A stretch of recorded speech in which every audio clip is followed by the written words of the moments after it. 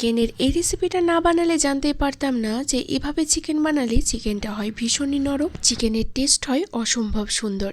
এই রেসিপিটা বানানোর জন্য একটা গুঁড়ো মশলা বানাচ্ছি, যার জন্য লাগবে অল্প একটু জয়িত্রী, দারুচিনি, এলাচ, অল্প একটু জায়ফল, গোটা ধনে, জিরে, মৌরি আর অল্প একটু গোলমরিচ। আর এই সবকিছু একটু ড্রাই রোস্ট করে এটার একটা পাউডার বানিয়ে নিলাম।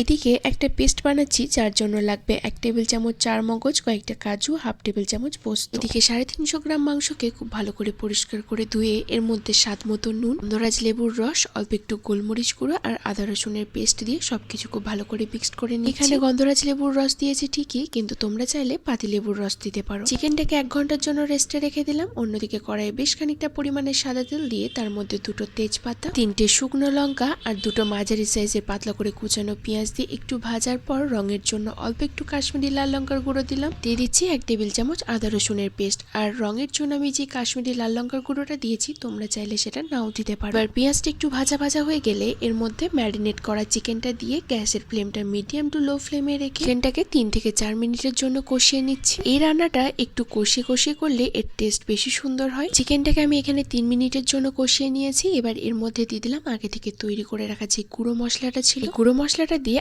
আবারও 3 মিনিটের জন্য গ্যাসের ফ্লেমটা মিডিয়াম টু লো ফ্লেমে রেখেই কষিয়ে যেতে হবে। কষাতে কষাতে চিকেনটা থেকে তেল ছাড়তেও শুরু করে দিয়েছে। এবার 3 থেকে 4 মিনিটের জন্য লো ফ্লেমে ঢাকা দিয়ে 4 মিনিট পর ঢাকা খুলে এর মধ্যে দিয়ে দিচ্ছি আগে থেকে তৈরি করে রাখা যে পেস্টটা ছিল কাজু, পোস্ত এবং চারমগজের, সেটা দিয়ে দিচ্ছি 1/4 কাপ ফ্যাটানো টক দই। যেহেতু এই সময় টক দই দিয়েছি, তাই আমি কিন্তু গ্যাসের ফ্লেমটা অফ করে দিয়েছি। সবকিছু খুব ভালো করে মিক্সড করে নিলাম এবং গ্যাসের ফ্লেমটা মিডিয়াম টু লো ফ্লেমে রেখে 2 থেকে 3 মিনিটের জন্য একটু কষিয়ে নিচ্ছি। কষাতে কষাতে দেখো মাংস থেকে পুরোপুরি তেল ছেড়ে দিয়েছে। এবার এর মধ্যে দিয়ে দিচ্ছি বেশ খানিকটা পরিমাণে গরম জল। যেহেতু এই চিকেনটার খুব বেশি পাতলা গ্রেভি হয় না আর বেশ কিছুক্ষণ সময় ধরে কষিয়ে কষিয়ে রান্না হচ্ছে, খুব বেশি জলের দরকার পড়বে না। আর এর মধ্যে দিচ্ছি 4টে চেরা কাঁচা লঙ্কা, স্বাদ মতো নুন আর অল্প একটু চিনি টেস্টটা ব্যালেন্স করার জন্য। গ্যাসের ফ্লেমটা মিডিয়াম ফ্লেমে রেখে চিকেনটাকে 3 মিনিটের জন্য ঢাকা দিয়ে রেখে দিচ্ছি। এই চিকেনটাতে যেহেতু অনেকটা পরিমাণে গোলমরিচ ব্যবহার হয়েছে আর গোলমরিচের ফ্লেভারটা যেহেতু অনেকটাই ঝাল, কাঁচা লঙ্কা দেওয়ার সময় একটু ভেবে চিন্তে দেবে। যাই হোক, এখানে 3 মিনিট পর ঢাকা খুলে দিয়েছি এবং চিকেনটা পুরোপুরি সেদ্ধ হয়ে গিয়েছে। এবার এর মধ্যে অল্প একটু ফ্রেশ ক্রিম আর বেশ খানিকটা পরিমাণে কসুরি মেথি দিয়ে খুব ভালো করে মিক্সড করে নিলে। এই ফ্রেশ ক্রিমটা কিন্তু তোমরা চাইলে দিতে পারো, আবার নাও দিতে পারো। সবশেষে অল্প একটু ঘি এর মধ্যে অ্যাড করে দিলাম, খুব ভালো করে মিক্সড করে নিলাম। আর এই অবস্থায় চিকেনটা